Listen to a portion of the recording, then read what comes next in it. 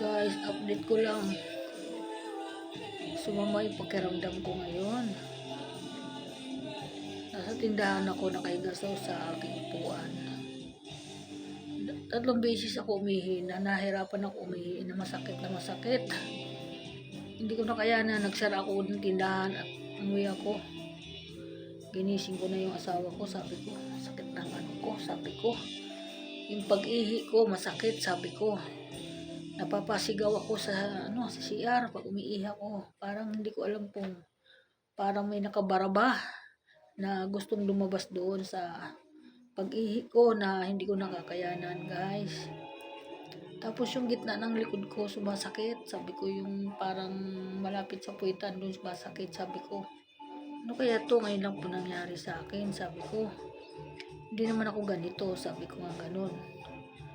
Pero mga ilang araw ko na ito nararamdaman na medyo ang pag-ihi ko medyo masakit, mahina pati ang ihi ko. Hindi ako masyado nakakaihi ng marami.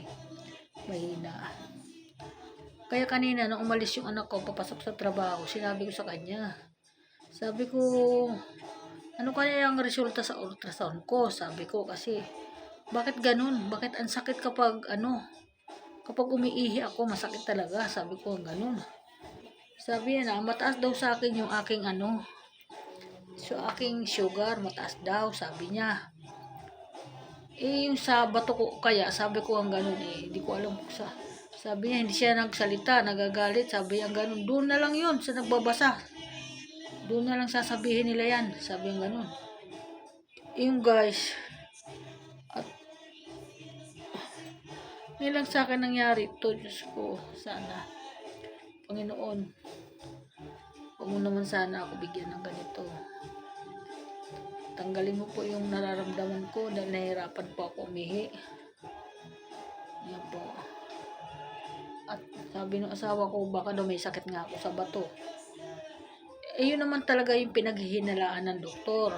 Pero hindi pa talaga na ganun siya. Pero kung kailan naman ako nagkakakain ng bigas na brown rice, saka naman ito kailan lang ako tumigil ng bigas na brown rice kasi di na ako bili kasi siyempre magpapalaboratory ako, obserban ko nga kung may pagbabago. Sabi ng anak ko, wala daw pagbabago, lalo pa daw tumaas. Hindi na muna ako bumili ng brown rice. Ako na lang magkokontrol doon sa kanin, konti na lang ako kumain, sabi ko. Pero ngayon guys, yung pag-ihi ko, ngayong hapon, ngayon mismo, nakaupo ako ngayon dito. Ito nga ngayon, naiihi na naman ako, na masakit na naman yung tiyan ko talaga, yung puson ko ang sumasakit pag naiihi ako. Na sakit talaga, sabi ko. Okay mga guys, in-update ko lang po, welcome to vlog. Kahit na masama pakiramdam ko, mag-update pa din ako at magbablog pa din ako kung anong kalagayan ng aking kalusugan. Maraming salamat sa mga bossing dyan. Maraming salamat sa mga idol.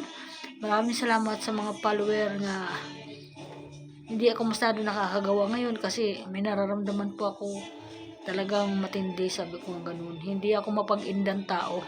Ako po ay mapagtiis ko anong nararamdaman. Pero yung ngayon na nararamdaman ko, ako iniisip baka itakbo ko ng anak ko sa ospital, hindi na ako makauwi ng bahay.